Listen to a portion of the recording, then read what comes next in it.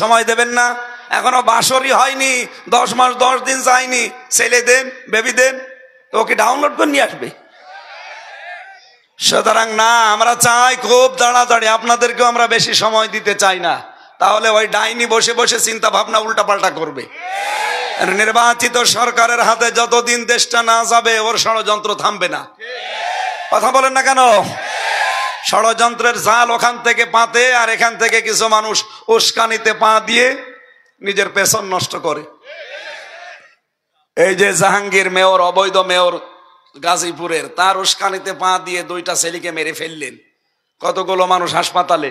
এখন এই যে সারা দেশে এই জের চলছে, কে নেবে এই জের? যৌথ বাহিনী। এটা দেখলে মমিন যারা, ইমান যাদের আছে, এই মানুষগুলো খুশি। কিন্তু যারা খনি, যারা বিশৃঙ্খলাকারী, যারা মাদকের সাথে কারবারি, তাদের কিন্তু টেনশনের শেষ নেই। কে কথা বোঝেন? সুতরাং আমরা চাচ্ছি আপনারা খুব তাড়াতাড়ি করেন, একটা চেয়ারেও যেন কেউ না থাকে। এরা যতদিন থাকবে ততদিন আবার নতুন নতুন করে রিকশা নামাবে, আনসার নামাবে। এই কথা বলেন, যেন তাড়াতাড়ি করেন ভাই। কোনো ওজনে কম বেশি হবে না। পদ্মা সেতু বানাতে 42,000 কোটি টাকা খরচ, অথচ এখন বিশেষজ্ঞ যারা বলছে এই টাকা দিয়ে 4টা পদ্মা সেতু বানানো যেত। কোথায় গেল টাকাগুলো? ওজন তো ঠিক মতোই ছিল, পরবর্তীতে 3বার বাজেট বাড়িয়ে এই টাকাগুলো কই? ওপর থেকে নেওয়ার সময় ঠিক মতোই নেয়, দেওয়ার সময় আর দিতে চায় না। এদের জন্য ধ্বংস। কে বলছেন? আল্লাযীনা ইযা ক্তালু আলান নাসি ইস্তাওফুন। ধ্বংস হয়ে যাক ওই মানুষগুলো যারা নেওয়ার সময় ঠিক মতো নেয়, দেওয়ার সময় আর ওজনে ঠিক মতো দেয় না। এদের কারণেই বাংলাদেশ ধ্বংসের দ্বার প্রান্তে। এই জন্য আমরা চাচ্ছি এমন মানুষের হাতে আমরা তুলে দিতে চাই যারা নেওয়ার সময় ঠিক মতো নেবে, দেওয়ার সময়ও ঠিক মতো দেবে। আপনি মাওলানা মতিয়ার রহমান নিজামী নেওয়ার সময় যা নিয়েছে, দেওয়ার সময় তাই দিয়েছে। আলী হাসান মুজাহিদ নেওয়ার সময় যা নিয়েছে ওজনে, দেওয়ার সময় তাই দিয়েছে। এইরকম মানুষ মাত্র 151 জন তৈরি করে দেন, এই দেশটা মিনি জান্নাত হয়ে যাবে। আর এই কথা বলতে গেলে কিছু চোর, কিছু চরিত্রহীন এই মানুষগুলো বলে হুজুর এটা রাজনীতি। যাদের আলাদা কোনো কর্মজীবন নেই, শুধু রাজনীতি তাদের কর্মজীবন, বুঝবেন ওটা বাটপার। এই কথা বলে না কেন? আপনি তাকান, এই দেশে যারা রাজনীতি করছে অধিকাংশ গুলোর কর্মজীবন নেই, কিন্তু যাদের কর্মজীবন একটা আলাদা আছে, আর রাজনীতিকে যারা ইবাদত মনে করে পালন করে, তাদের জীবনে চায়রানাও দুর্নীতি নেই। এত কিছু বলার পরও কিছু মানুষ বলে না হুজুর মনে হয় টেনে বলছে। আমি টেনে বলছি মানে? আমি তো বাস্তব দেখাচ্ছি। কয়েকদিন আগেও গিয়েছিলাম পাবনায়, দুইটা মন্ত্রণালয় রিজেক্ট চালিয়েছে। মন্ত্রী ছিল আবার এমপি ছিল, তার ঘরটা এখনো পর্যন্ত কাঁচা দেওয়াল, উপরে টিন। বাস্তবতা বোঝেন? ভূমি মন্ত্রীর দায়িত্ব পেয়েছিল এই দেশের এক কোলাঙ্গার, 630টা বাড়ি বানিয়েছে। আমি কয়েকদিন আগে মালয়েশিয়া ছিলাম, যে হোটেলে উঠি দেখি নিচে 2 শয়তান চা খাচ্ছে। কি গো এখানে? হুজুর আমরা আগেই পালিয়েছি। কেন? সাহেব পাড়া বানিয়েছেন, থাকবেন না? বলে ওখানে থেকে মায়ের খাবো, ঘর তালা লাগানো। কারণ এদেশেও বাঙালি আছে, যদি ওখানে যায় পিটিয়ে ভর্তা বানিয়ে ফেলবে। শুধু কি বাইরে, সারা বাংলাদেশের একই অবস্থা। কথা বলেন, উস্কানিমূলক কথা বলবেন, 32-এর মতো হবে। এই জন্য সাবধান, নিজে বিপদে পড়েছেন, কাউকে যেন আর বিপদে ফেলেন না। বৈষম্য বিরোধী ছাত্র আন্দোলনের যারা সমন্বয়ক ঘোষণা অলরেডি দিয়ে দিয়েছে, সামনে থেকে যদি কোনো ফ্যাসিস্ট এরকম মুখ খোলার চেষ্টা করে, এখন তো গেছে 32, সামনে যাবে মেম্বার চেয়ারম্যান।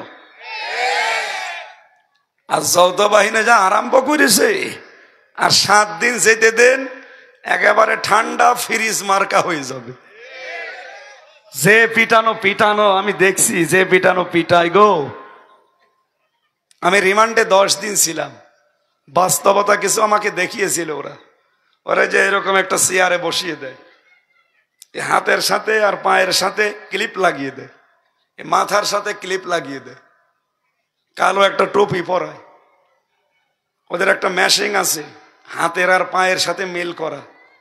এই নিয়ে শুধু এরকম সুইচ টিপ দেবে, আস্তে করে আপনার এই আঙ্গুলের নখগুলো খুলে চলে যাবে।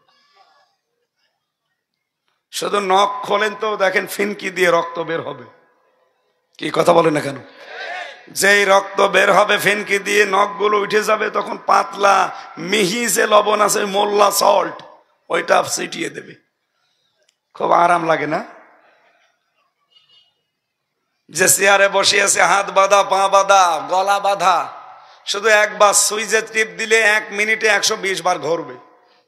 1 মিনিট পরে মনে হবে 3-4টে দুনিয়া দেখতে পাচ্ছি। এই মেশিন গুলো জালেমরা ব্যবহার করতো, ওগুলো এখনো আছে না নেই?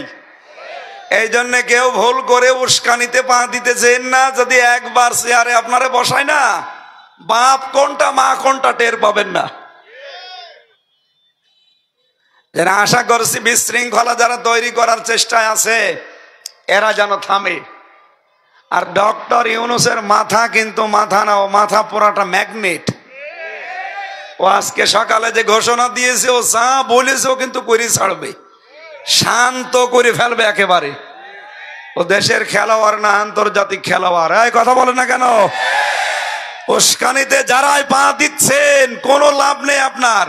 ওনার যদি এত লাভ থাকতো নিজে আসুক, 275টা মামলা ফেস করুক। আমাদেরও তো মামলা দিয়েছিল, কই আমরা তো পালিয়ে যাইনি। আমাদের মামলা দিয়েছিল সন্দেহভাজন, আর আপনি একেবারে জেনুইন ভিডিও আছে 275টা মামলার মার্ডার মামলার আসামি। বাংলাদেশে এখন যে ধারাগুলো সংবিধানে সংযোজন করছে আমরা দেখতে পাচ্ছি, একজন মানুষকে কেউ মেরে ফেললে তার শাস্তি হবে, তাকে মেরে ফেলা লাগবে। আপনি মেরেছেন কত? 2732 জন মানুষ শুধু এই 24 সালের 5 আগস্টের আগে মারা গেছে। আর 6 সালের আগস্টে, অক্টোবরের 28 থেকে শুরু করলে কত মানুষ মারা গেছে, সবগুলোর ইনডাইরেক্ট মার্ডার মামলার আসামি আপনি। এক একজনের জন্য যদি একবার করে আপনারে মার্ডার করা হয়, ফাঁসি দেওয়া হয়, কত হাজার বার ফাঁসি দেওয়া লাগবে টের পাচ্ছেন? আর পৃথিবীর ইতিহাস এইটাই বলে, কোন স্বৈরাচার পালিয়ে গেলে জীবনে আর কোনোদিন ফিরে আসে না। এক কথা বলুন। 805 বছর আগে পালিয়েছিল লক্ষণ সেন, আজও আসেনি। আরে ভাই, 805 বছর চলে গেছে, এখনো যদি না আসে, ও আবার কবে আসবে? আশরাফ ঘানি গিয়েছে, আসে নাই। বাশার আল আসাদ গিয়েছে, আসে নাই। হাসিনা গেছে, আসবে না। যারা আশায় বুক বেঁধে আছে, না বুবু আসবে, বুবু এসে করবে কি? বুবু এসে করবে কি? যা করেছে ওজনে একটাও ঠিক দেয়নি। প্রতি বছরে বছরে 42,000 কোটি টাকা এই দেশ থেকে পাচার হয়েছে। দেশটা ফকলা করে দিয়েছেন। কিসের ওজন করেছেন আপনি? বাংলাদেশ এখন যে ঋণ, এখন কেউ জন্ম নিলে তার মাথার উপরে 1,10,000 টাকা ঋণ। আর আপনি বলেন আমি উন্নয়নের রোল মডেল বানিয়ে দিয়েছি। যত টাকা পাচার করেছেন, টাকাগুলো যদি পাচার না করে এই দেশে কর্মসংস্থান তৈরি করতেন, এই তারেক সাহেব যেমন কর্মসংস্থান বানিয়েছে, এইরকম শিল্পপতি বাংলাদেশে যারা আছে, টাকাগুলো পাচার না করে যদি এই দেশে কর্মসংস্থান বানাতো, এদেশ থেকে বাইরের দেশে যে রাস্তা ঝাড়ু দেওয়া লাগতো না, টয়লেট পরিষ্কার করে, রান্না করে খায়, আমি নিজে দেখেছি। অথচ এই দেশে কোটি কোটি, প্রায় 36 লাখ যুবক এখন বেকার। এই মানুষগুলো বাইরের দেশে যাচ্ছে টাকা ইনকামের জন্য। কেউ রাস্তা ঝাড়ু দেয়, কেউ পায়খানা পরিষ্কার করে, কেউ ভাত রান্না করে। একটা সম্মানজনক কর্মজীবন নিয়ে এই দেশে বাস করা যেত না? আপনি নিজেও ধ্বংস হয়ে গেলেন, আমাদেরকেও বিপদে ফেলে গেলেন। এই যেন ওজনে আর যেন সামনে কেউ কম বেশি করতে না পারে, সজাগ থাকা লাগবে ইনশাআল্লাহ। আমরা কিছু মানুষের উপর বিশ্বাস করতাম, কিন্তু না, তাদের চরিত্র অলরেডি বাংলার মানুষের কাছে প্রস্ফুটিত হয়ে গেছে। কিছুই করতে পারেনি, এখন অলরেডি চাঁদাবাজি আরম্ভ করে দিয়েছে। ওরা এখন মাঝে মাঝে বলে আমি রাত 2টায় যাই চাঁদা চাইতে। মানুষ জানে কি করে গো? আরে ভাই, রাত 2টায় আমি ওদের মেশিন দেখেছিলাম। ওদের ওই মাটির নিচে যে ঘর, এমন মেশিন ফেট করা আছে, আপনি রাত 2টার সময় নারায়ণগঞ্জে যান, বন্দরে চাঁদা চাইতে, মনে করছেন কেউ জানে না। ওদের কাছে যে ম্যাশিং, আপনি পায়খানায় বসে বসে কোন দিকে তাকান ওরা দেখতে পায়। বোঝেন আপনি? দেশটা ওরা এখন নখদর্পণে রেখেছে, দেখতে চাচ্ছে কে কি করে। অলরেডি অনেকের চরিত্র কিন্তু ফাঁস হয়ে যাচ্ছে। এই জন্য আপনারা থামেন। আপনারা একটা মাজলুম দল, 14 দল বাদ দিয়ে বাংলাদেশে আমরা যারাই আছি সবাই মাজলুম। এই কথা বলেন না কেন? নিজেদের পায়ে নিজে কোড়াল মারবেন না। জাতীয়তাবাদী দলের ভেতরে 2টা গ্রুপ এখন, একটা ডান একটা বাম।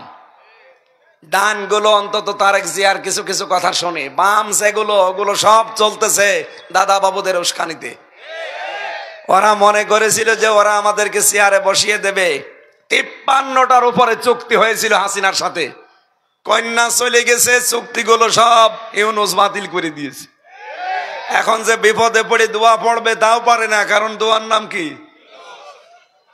ইউনূস পড়তে পারবে? চিন্তা করছে দোয়া ইউনূস তো পড়া যায় না। এই কারণে এখন কন্যাও যেহেতু নেই, মিলও নেই, কন্যাও নেই। এখন চিন্তা করছে ডানপন্থী যারা আছে এদের দ্বারা জীবনও হবে না, আর ইসলামপন্থী যারা এদের দ্বারা তো হবেই না। এরা দরকার হয় জীবন দিয়ে দেবে, 1 ইঞ্চি জায়গায় দেশ থেকে ছাড়বে না। এই জন্য ওরা বাম কিছু এদেরকে হাত করেছে, এদেরকে উল্টা পাল্টা ভুল ভালো বুঝিয়ে দে, তোদের চিন্তা নেই, এতদিন তো যাই করলি তোদের বসিয়ে দেব।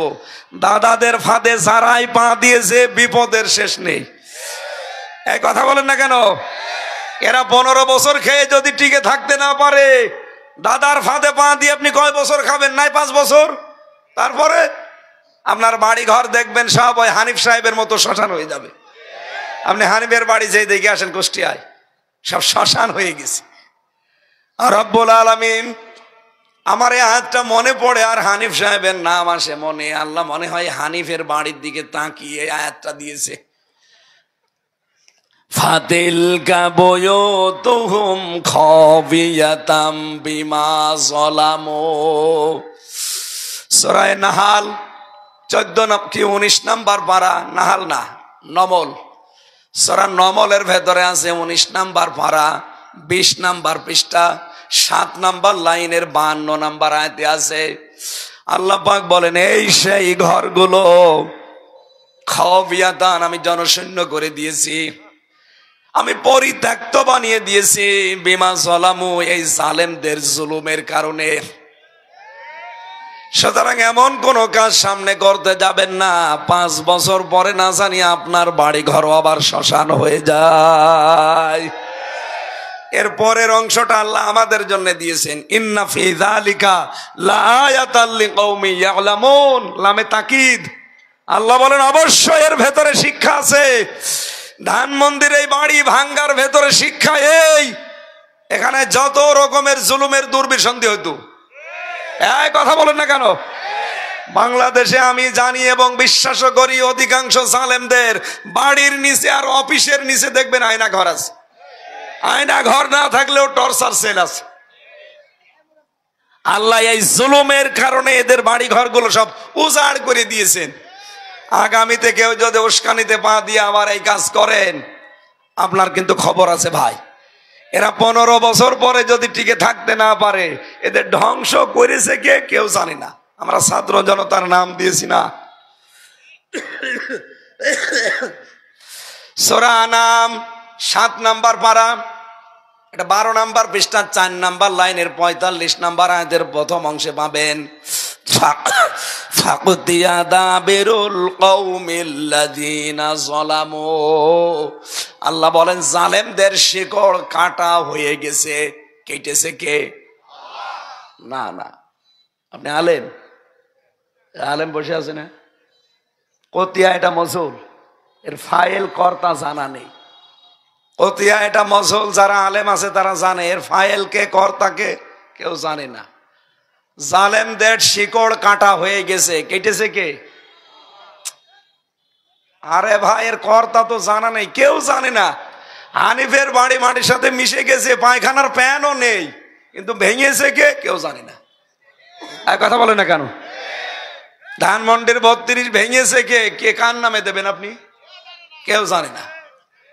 আগামীতে যাই 15 বছরের এত বড় শিকড় যদি আল্লাহ তুলে ফেলতে পারে, আপনি দেখেছেন ইউনিয়নের দারওয়ান থেকে সংসদ পর্যন্ত প্রতিটা স্তরে জালেমদের সব খুঁটি গাড়া ছিল।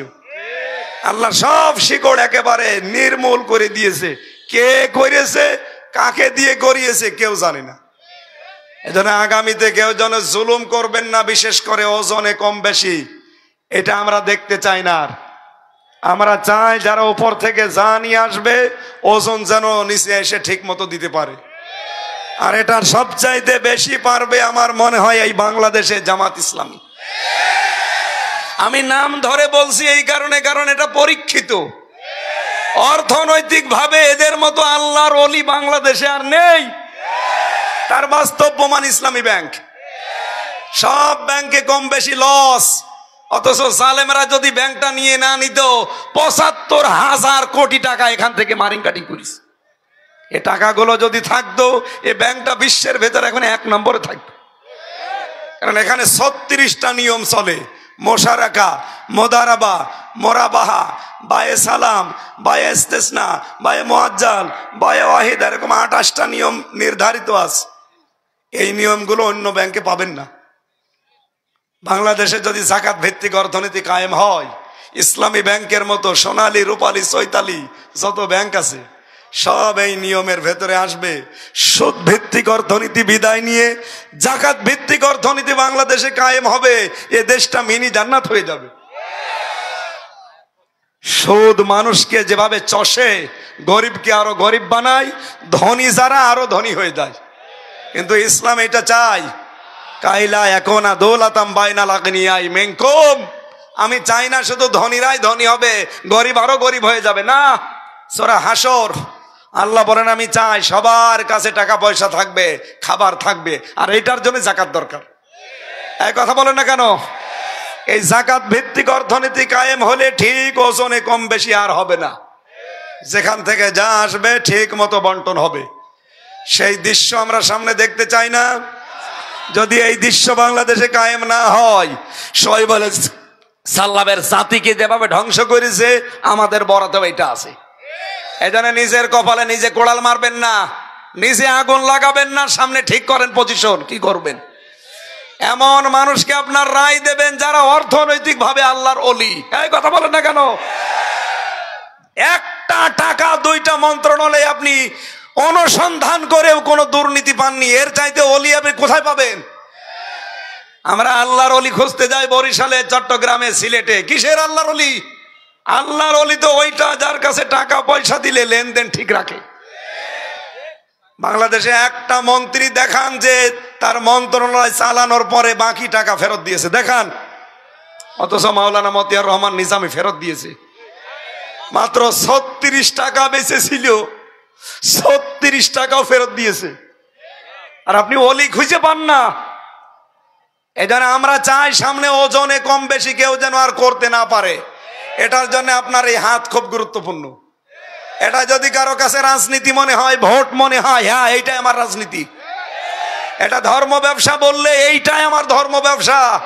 কারণ আমি এই জাতিকে ধ্বংস হতে দিতে চাই না। এই কথা বলেন না কেন?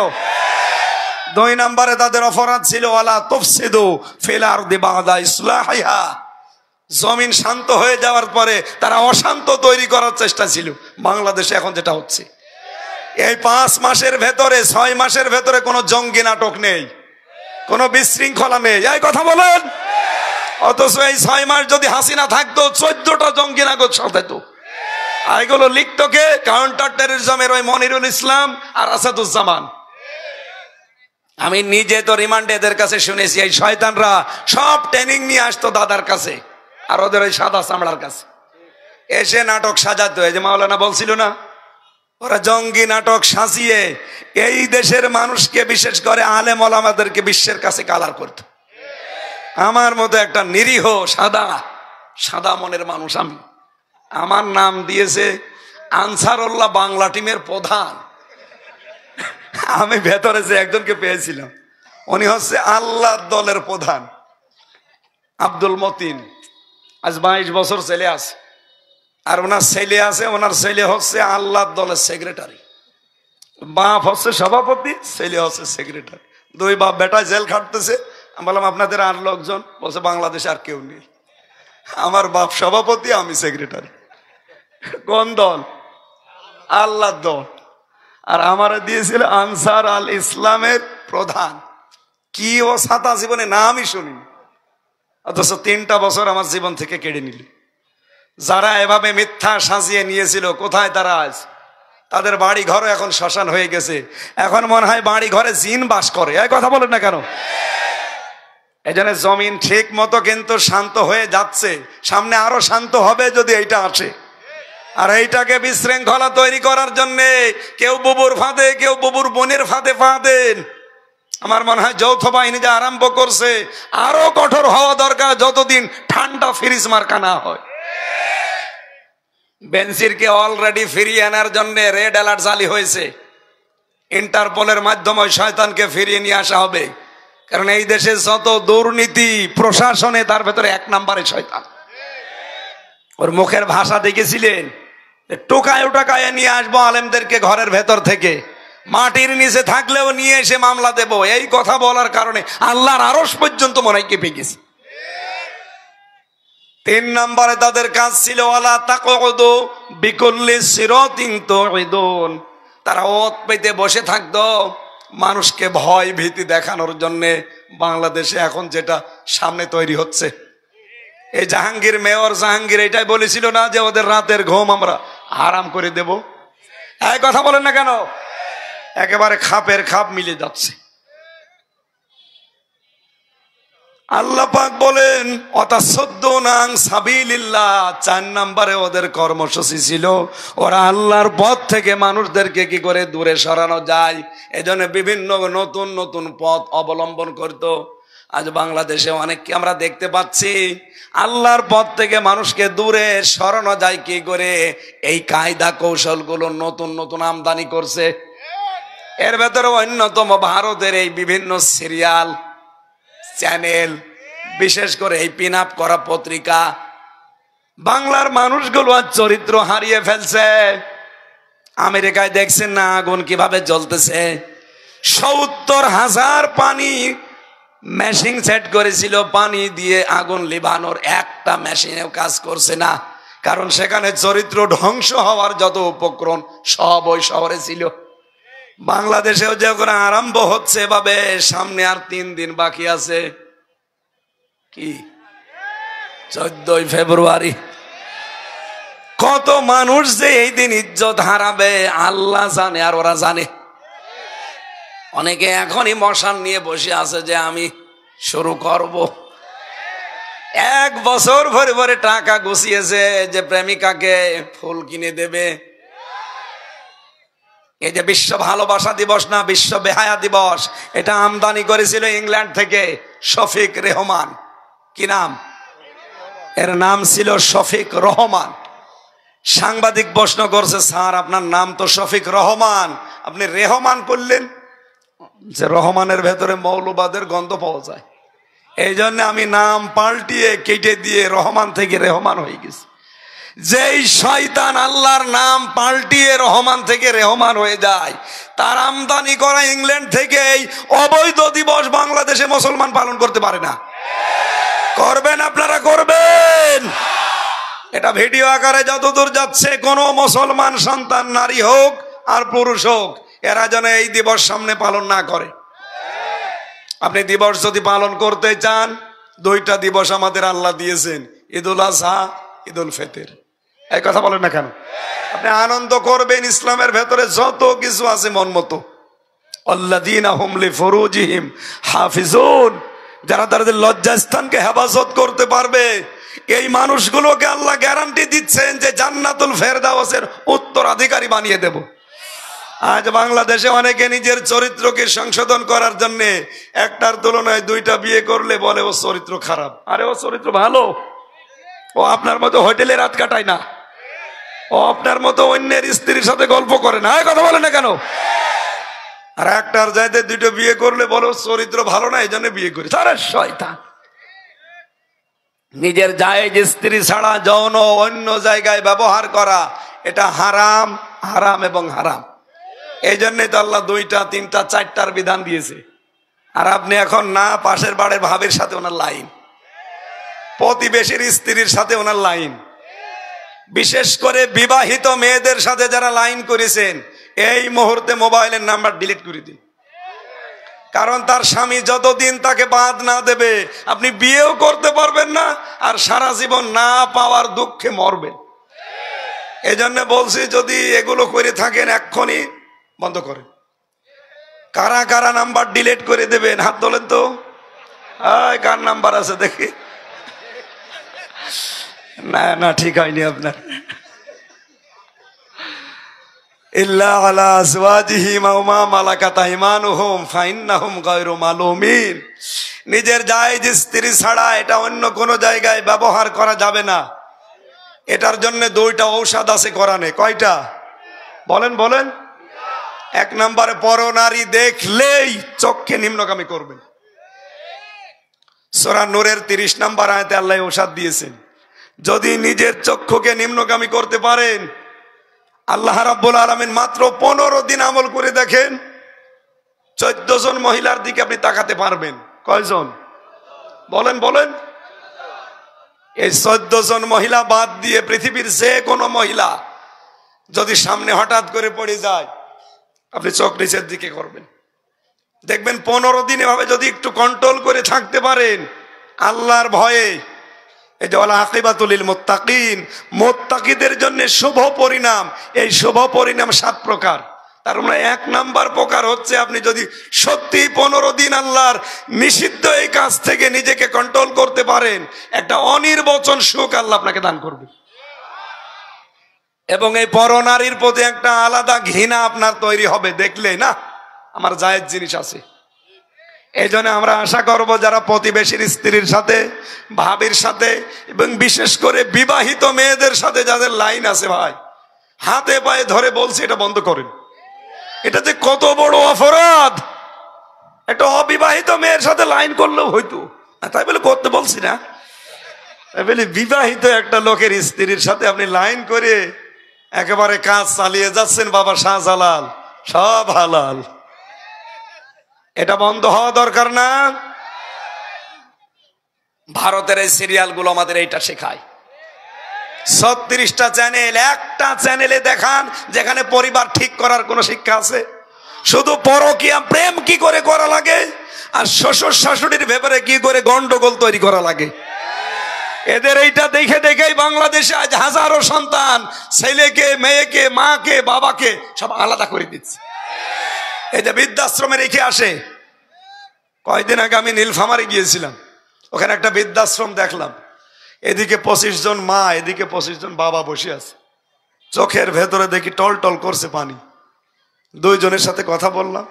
একজন বলছে আমার ছেলে ডিসি, আর একজন বলছে আমার ছেলে আমেরিকায় থাকে। অথচ 3 মাস আমাদেরকে এখানে রেখে গেছে। ওদের চোখের দিকে তাকিয়েই মনে হচ্ছে প্রত্যেকটা মা বাবা ছেলের জন্য বরদোয়া দিচ্ছে। বলেন তো ওদেরকে আমার মতো ছেলে নেই? তাও যেমন তেমন ছেলে, একজনের ছেলে ডিসি, একটা ছেলে আমেরিকায় থাকে। বলছে আমার বৌমার ঘ্যান ঘানানির কারণে আজ 3 মাস আমাদের এখানে রেখে গেছে, খবর নেয় না, খালি মাসে মাসে কিছু টাকা পাঠায়। এমন কাজ করতে পারলেন আপনি? আর এটার মনে হয় সবচাইতে বড় ভূমিকা পালন করে ভারতের এই সিরিয়ালগুলো। এই জন্য সংস্কার যখন চলছে, ডক্টর মোহাম্মদ ইউনূস আপনাকে আমরা আহ্বান জানাচ্ছি এই মুহূর্তে দাদা বাবুদের চ্যানেলগুলো বন্ধ করে দিন। ওদের সাথে কোনো দেশের মিল নেই, পাকিস্তানের মিল নেই, আফগানিস্তানের মিল নেই, চীনের মিল নেই, মায়ানমারের মিল নেই, মালদ্বীপের মিল নেই, ভুটানের মিল নেই, নেপালের মিল নেই, শ্রীলঙ্কার মিল নেই। আমাদের মিল ছিল, কন্যা ছিল, কন্যা নেই, মিল নেই। মিল যখন নেই ওদের চ্যানেলও আমরা রাখবো না। বাংলাদেশে চ্যানেল তৈরি হবে ইসলামিক টিভি, দিগন্ত টিভি। আয় কথা বলেন না কেন? দরকার হয় পিস টিভি আবার চালু করে দেন। এদেশে আমাদের চরিত্রই যদি শেষ হয়ে যায়, আমেরিকার মতো যদি আবার আগুন লেগে যায়, ওদের মতো তো উন্নত মেশিনও নেই, সব পুড়ে একদিনে ছারখার হয়ে যাবে। আমরা জাতিকে বাঁচাতে চাই, আল্লাহর পথ থেকে দূরে সরানোর জন্য যে যেই লাইনে কাজ করছেন আপনারা থামবেন। শোয়েব নবীর জামানায় ধ্বংস হওয়ার কারণ কয়টা বললাম? 4টা। আমার এই জাতির ভেতরে এখন 4টাই ঢুকে গেছে। আল্লাহ হেফাজত করেন, বলেন আমিন। আখেরাতের ঘর আমরা যদি তৈরি করতে চাই, কোন জায়গায় যেন নিজের আমিত্ব বড়ত্ব, সে সম্পদের হতে পারে, চেহারার হতে পারে, জ্ঞানের হতে পারে, ক্ষমতার হতে পারে। এখানে 4 প্রকার মানুষের নাম আছে আয়াতে। 1 নম্বরে নাম পেয়েছি কারুনের, সম্পদের অহংকার করেছিল, আল্লাহ তাকে মাটির নিচে ভরাট করে দিয়েছে। নবীজি বলেন কারণ এখনো দাবতে আছে মাটির নিচে, কিয়ামত পর্যন্ত দাববে। এজন্য আমরা আখেরাতের ঘর যদি সত্যি চাই, মাস্ট বি এখন থেকে উলু তৈরি করা বন্ধ করেন। উলু মানে বড়ত্ব, উলু মানে উদ্ধত্ত, উলু মানে অহংকার। হযরত নূহ আলাইহিস সালামের জামানায় কণ্ঠ সাফট করলে আমি আরো বলতে পারতাম। এটা নূহ নবীর জামানার সূরা নূহের 7 নম্বর আয়াতে এই তথ্যগুলো আছে।